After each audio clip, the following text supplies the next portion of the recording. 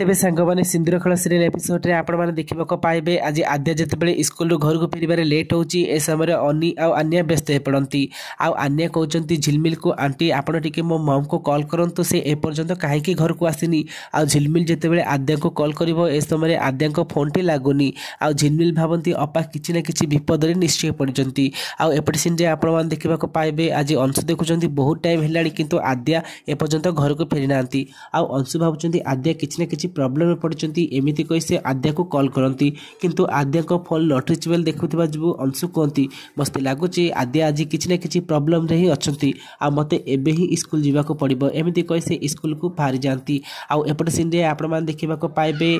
जलपी आ मल्लिका school security call कर कहती school सब स्टाफ रूम को बाहर पटू लॉक कर दियो आ स्कूल सब पावर को कट कर दियो आ सिक्यूरीटी से कथा शुणी स्कूल सब रूम को बाहर पटू ताला पके स्कूल को अंधार कर दौची आती भितर थे आद्या आद्या खूब चित्कार कर कहूब अरे किए कौटू अच्छे मत भर बाहर कर मुझे भितर लॉक हो रही जाइए आपटे देखिए अंशु आद्या पाखक जावाई बाहर तो फ्रेंड्स आपण कौन लगे आज कौन आद्या पाखक अंशु पहुँची